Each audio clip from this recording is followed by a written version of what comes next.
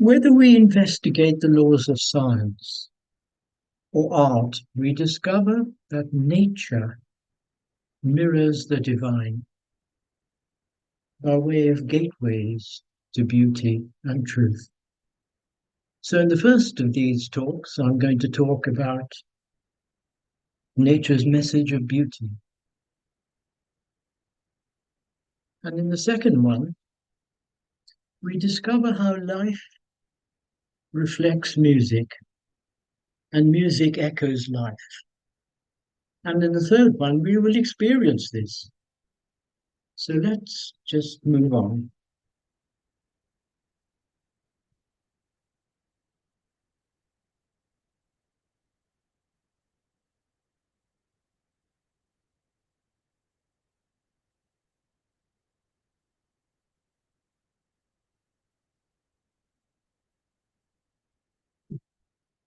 So, nature mirrors the divine in science, art, and beauty is nature's message. So, I'm going to point to some aspects of the divine law and then discover its image in nature. So, whether we consider the divine first in traditional terms and then updated it through the lens of modern science, is there any hope for us struggling mortals to glimpse the divine? Let's not say yes or no. Let's see rather what we shouldn't do before moving on to what we should do. Are any of you afraid of spiders? Well, I'm soon going to cure that. You'll have to wait though. So the principal tenets of the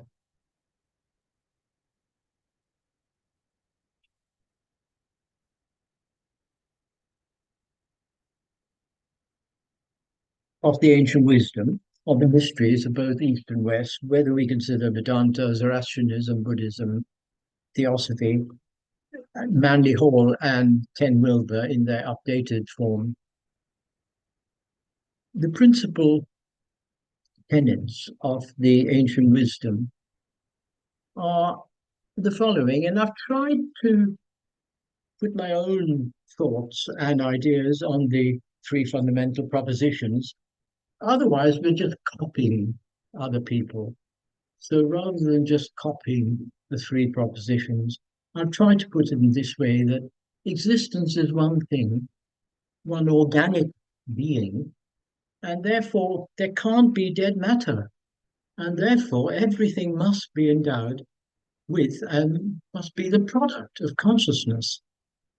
So that's the sort of abstract, overarching doctrine, but how does it play out in life? So the corollaries are the primacy of consciousness, meaning that consciousness is the ultimate reality. We may call it whatever we like, the divine or whatever, but there's one fundamental law. So everything spanning the whole spectrum from the microcosm to the macrocosm and the macrocosm to the microcosm must surely be the expression of divine law. And that's what follows. So if these propositions are taken to be true, not as a dogma, but rather in the sense of a working hypothesis, then, as we do in good science, then incidentally, these ideas are now finding increasing corroboration and investigation in modern science. So, if nature is the visible garb and the expression of the divine, let us then try and discern nature's laws, her beauty, her art, and how they mirror the divine. Yes, everything is an expression of the divine, but our ordinary human senses are immersed in materiality, if I may put it that way. So we see such expressions of the divine in terms of sense. So if we liken the white light of divinity, the aspects of divine law, If we liken the divine law to white light, we can see what I call its various three aspects of unity, of course, polarity, and triplicity. And triplicity implies multiplicity, symmetry, and balance. If divine law didn't exist, then surely we wouldn't have their correspondences in the physical universe as the laws of science.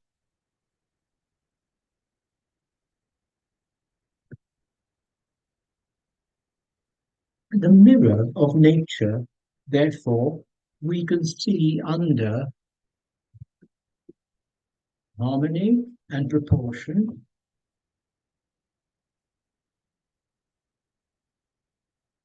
the mirror of nature again, correspondences at all levels, and correlations and correlations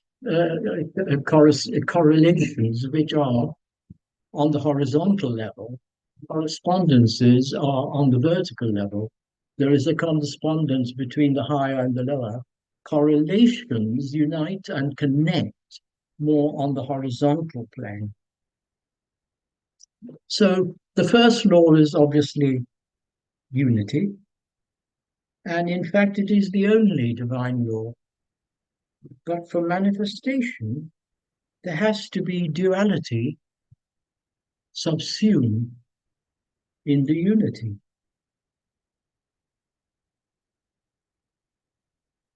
The second aspect of divine law is polarity. There is an ancient Hindu legend that in order that the world might be born, the creator Brahma fell asunder into man and wife, Brahma and Sarasvati. In other words, became name and form, the two universal aspects of nature, name and form, are what the perennial philosophy refers to as the two modes of consciousness, one of time and the other of space. This story of the one Brahma falling into man and wife is no Oriental imagery, for as the great German Goethe said, at the roaring loom of time I ply, and weave for God the garment thou knowest him by. Space and time weave the garment of the deity.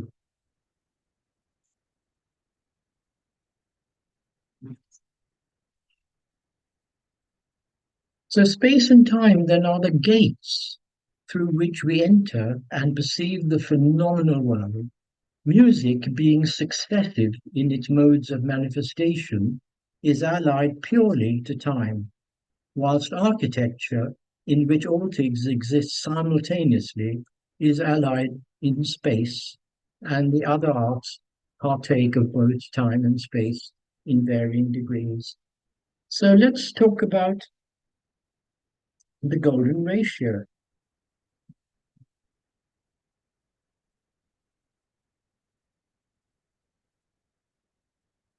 There is an intrinsic sense of proportion. The golden ratio is really nature's, so to speak, divine formula. This is an aspect of triplicity. It is not a different law, but an extension and resolution of the principle of polarities, namely the Trinity, for the two implies three. Twilight comes before day and night, and the child resolves the polarity between man and woman. In music, there is the resolving chord between the dominant seventh and the tonic. And in architecture, the arch is the interface between the column and the lintel.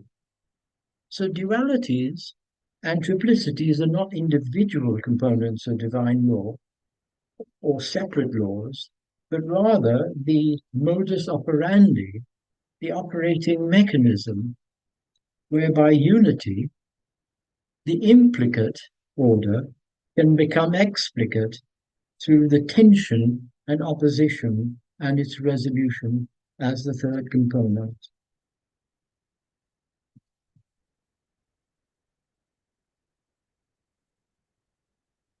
Harmony, the golden mean, the divine proportion, which is an aspect of the triplicity. Let me illustrate how a harmony of proportion pervades nature and great art, which mirrors the harmony in nature. We've all heard of the golden mean, which you're longing to see. And here it is. All it says is that the greater to the lesser is in the same proportion as the lesser is to the greater, 1.62, and that's known as phi. And we can see this proportion right throughout nature. For example, in the temple, the famous Parthenon, and who hasn't seen the Parthenon, I wonder? We can see it in the human hand, and we can also see it in what is sometimes known as the dreaded laptop.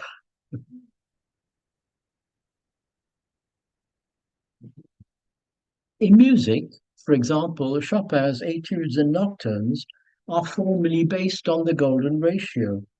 So this results in the biggest climaxes, both musical and technical, occurring around after about two-thirds of the piece of music. Here are correspondences in nature. Incredibly, at the very core of life, we find the DNA molecule displays the golden mean of 1.62.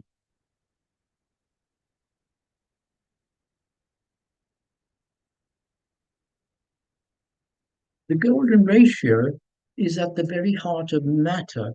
This is a bit technical, but no reason to get frightened by it. All it's saying is all the fundamental constants are based on the golden ratio and obviously proportions of the golden ratio. And this is from the great work of David Bohm and Muhammad al-Nashi. Muhammad al-Nashi was recommended for the Nobel Prize by Ilya Prigogine. And only a fortnight ago, I had the great privilege of being shown al-Nashi's tremendous library by none other than Professor Scott Olson, who's well known to the Theosophical Society. And the project is to make sure that his wonderful library of mathematics, physics, and philosophy is made actively available to researchers and philosophers. So Al-Nashi and David Bohm have discovered these proportions to do with the very fundamental constants in nature. Stephen Phillips has done us a tremendous service, a quantum physicist by training. His great book, The Mathematical Connection Between Science and Religion. And he's shown us that the spiral nebula, the Virgo, the solar system, and the spacings of the planets from the spiral center are perfect fourths of undertones. So this is the music of the spheres in a very real sense. And as above, so below, the human ear, the hairs along the inner ear display the same logarithmic spiral ratio in the golden ratio. So the spacing of the hairs in the inner ear determine sound frequencies that the ear detects.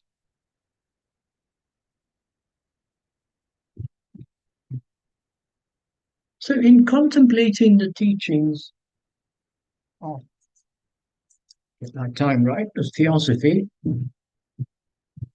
we discover correlations between things that are apparently unrelated. And one of the things we find is those transcendent glimpses of a divine order and harmony throughout the universe that have vouchsafed the mystics and artists in their moments of vision.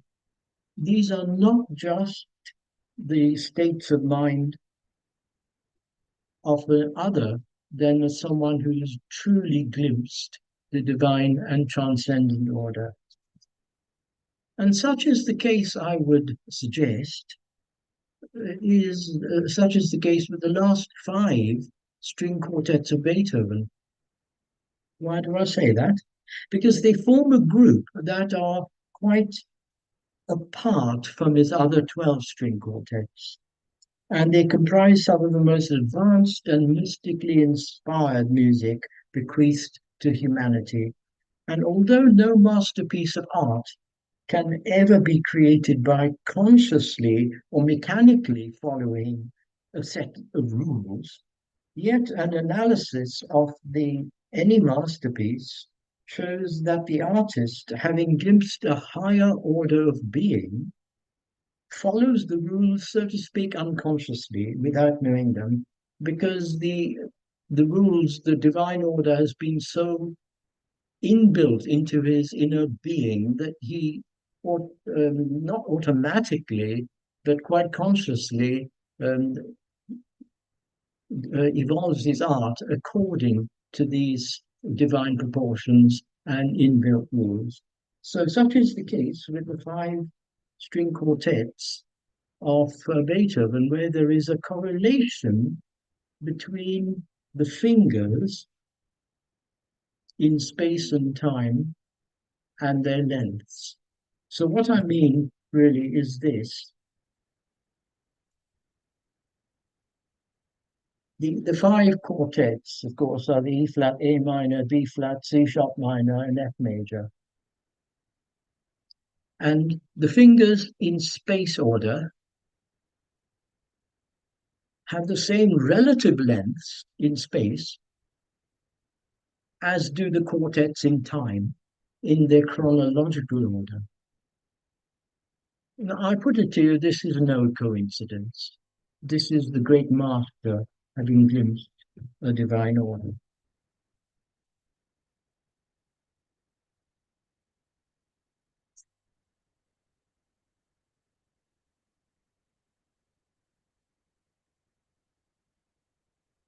Let's now move on to the divine in traditional and modern terms. Firstly, the divine in traditional, or if you like, in theological terms. Imagine three weights, a heavy slab bearing on a lighter slab, bearing on another lighter slab. So we have one force from heavy slab A communicated by descent from A to B to C. And this is Newton, the great Newton's metaphor to show divinity in all beings. So there are not three forces, there is one force, the heavy slab in A, communicating to B, communicating to C. Similarly, Newton argued there is not there are not three divinities, there is one divinity in the Father, in the Son, and the Holy Ghost by communication and descent.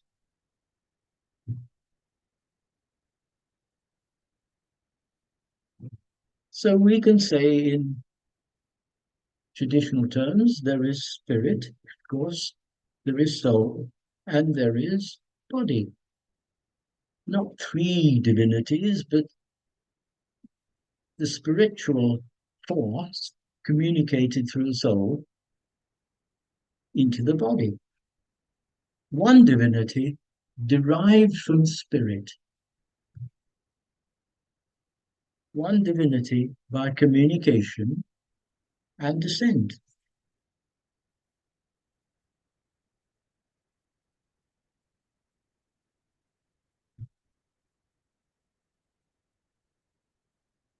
So, in terms of the rather more sophisticated occult classification, we can say the divine, we can call it the rays of the divine, the monadic, the atmic, the Buddhic, all of these are derived from the one source. And it is wonderful how the great Newton could express such sophisticated, wonderful ideas so simply in terms of the language of force. And one of my life projects, if I can put it that way, is to show that how utterly misunderstood Newton is and is still regarded as the architect of the clockwork universe, which is a stupid idea never formulated by Newton, but taken on by his rather more zealous pupils who reduced the great man's vision to mere mechanism. And this is something that Blavatsky pointed out in no uncertain terms in the occult addendum to the secret doctrine. There is a major chapter on Newton and many other references to Newton. So, who or what is God the divine? Consciousness, if you like, in modern terms. Religion talks about the 99 names of Allah, the 101 names of Aramuzda. The Gita speaks of the limitless potentiality of the Lord in putting down numberless universes. This limitless potentiality is recognized through the eyes of science as the primacy of consciousness, the infinite possibilities of consciousness. So let's just update the divine understanding, if I can put it that way, our understanding of the divine in modern terms. Theologically, we have Father, Son, and Holy Ghost, of course. Philosophically, in the simplest terms, we have spirit, soul, and body. And in scientific terms, we have quantum, so to speak, consciousness, the morphogenetic field or the vital body, and the material body and the material nature. So, quantum physics, I would suggest, is the means whereby modern science has become the best ally of theosophy, the best ally of the perennial philosophy. Quantum physics is the modern messenger which has shown the primacy of consciousness, consciousness being the ground of all being, and consciousness not the product of material interactions. So, this unitive and undivided character of consciousness is non-local, non-local. In other words, the God consciousness or divine consciousness as the agent of downward causation of the spiritual traditions espoused by such as Jesus, Buddha, Lao Tzu, the Sufis, Zarathustra, and the rishis of the Upanishads. These truths that our forebears discovered through, in their own way, through a combination of utmost rigor, contemplation, and meditation, backed now backed by a veritable arsenal of experimental and theoretical evidence from modern science. So matter is not to be regarded as the primacy or the primal nature of the universe. Rather, matter is now regarded as probability waves, as quantum physics would have it, describing the likelihood of different possible outcomes of a measurement or observation, such that what we refer to as hardness, texture, are only the interactions of the conscious observer which collapses the probability waves into actualities. So, having said all that, um, is there any hope for us to discover this ourselves rather than just reading books about it or hearing lectures about it? Well, the best way to discover things is first to discover how not to do it. And then, if you discover how not to do it, what you do just drops out quite naturally. So, this is how not to do it. Before that, a little summary.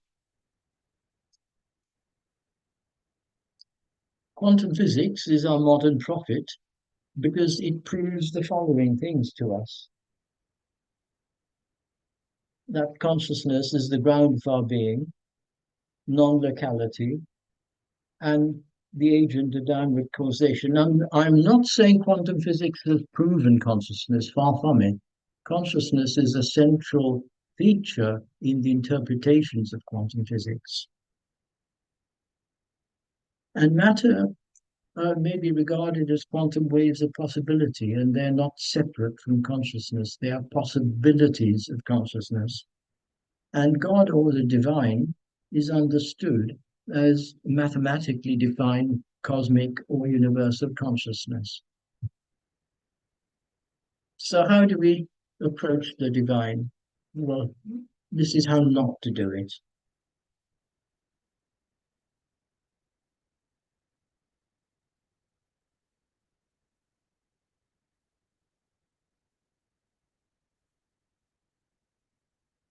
We tend to go through a circular process. We say reality is what we take to be true. And what we take to be true, we then believe.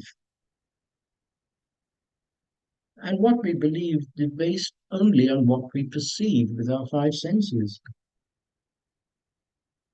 And what we perceive with our five senses obviously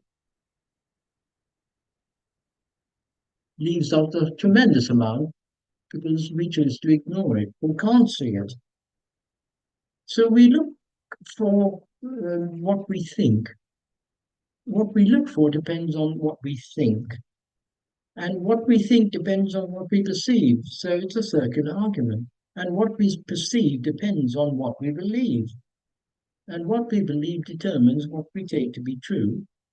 And what we take to be true is our reality. So we tend to go through this circular process without breaking out of it.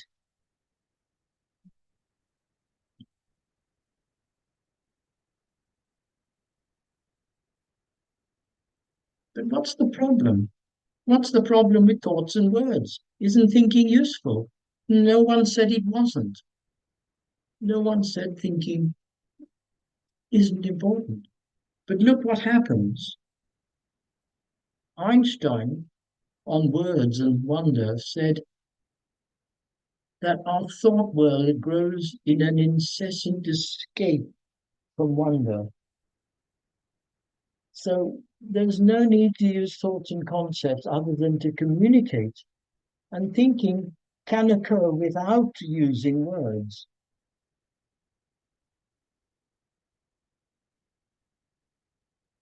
Thinking in concepts throws a veil over our ability to perceive the wonder and the awe of beauty.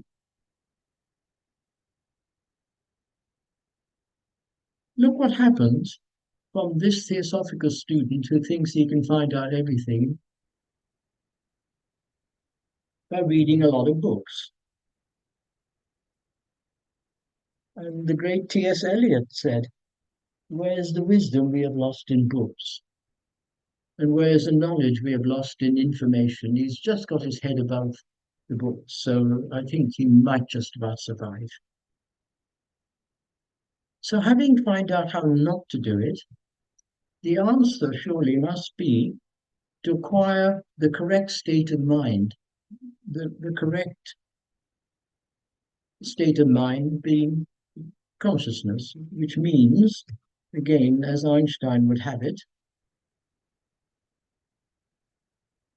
finding out your limitations. He openly admitted that After 50 years, he still could not find the answer to what light quanta really are. And Newton, in his last years, likened himself to a little boy playing on the seashore, discovering the odd pebble here and there, while the vast ocean of truth lay undisturbed and undiscovered before him. In other words, humility, really understanding and acknowledging your limits and your limitations, which sadly is hardly to be found other than with rare exceptions in mainstream science. In Newton's time, of course, and also in our time. So now let's bring it all together,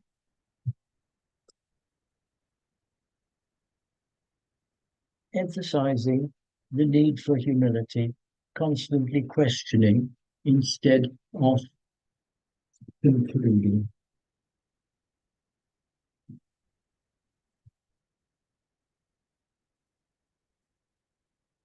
This is what I threatened before. Here is a spider's net, a web. The ancient metaphor of Indra's net is attributed to Tu Xuan to illustrate the concept of interpenetration, interconnection, and interdependence. A vast network of precious glittering gems hangs over the palace of the god Indra and stretches out indefinitely in all directions. If we now arbitrarily select one of these jewels for inspection and look closely at it, we will discover that in its polished surface there are reflected all the other jewels in the net, infinite in number.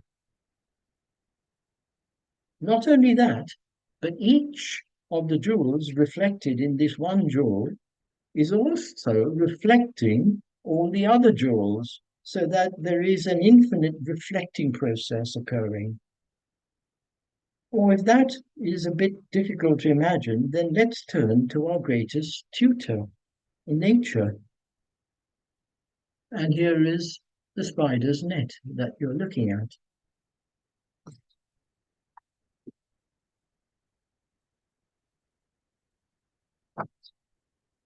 So imagine a multidimensional spider's web in the early morning covered with dewdrops. And every dewdrop contains the reflection of all the other dewdrops. And in each reflected dewdrop, the reflections of all other dewdrops in that reflection, and so on ad infinitum. So the Eastern sages realized this well over 2,500 years ago, before the beginning of particle physics. So what can we say now about Indra's net?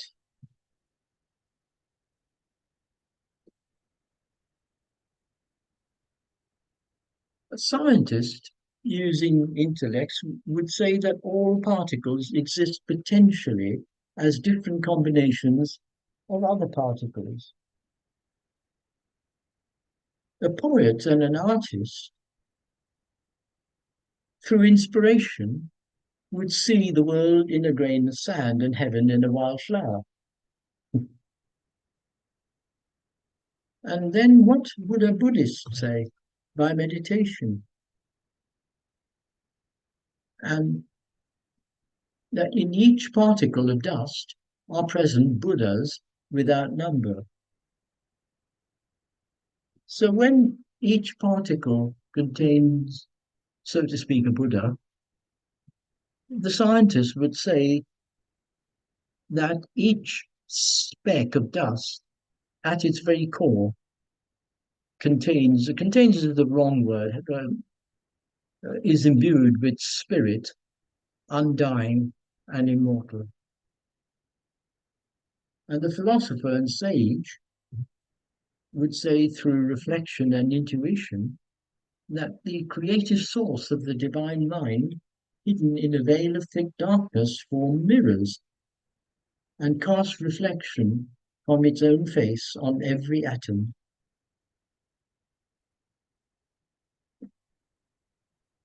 So then I ask each one of you to draw not upon any book or any theory, but on your own experience to say, what does Indra's net mean to you?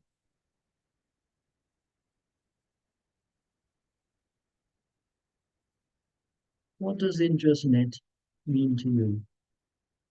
I'll give you a little clue.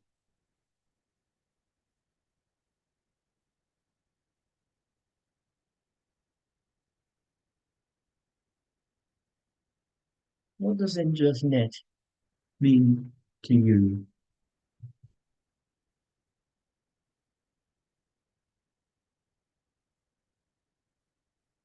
Are you surprised with this?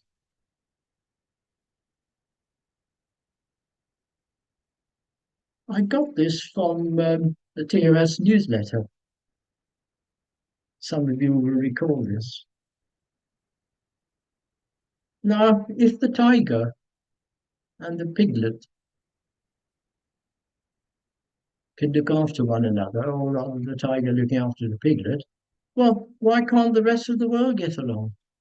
Surely, as Einstein said, peace cannot be kept by force. It can only be kept by understanding. Thank you. I think I managed to stick to time.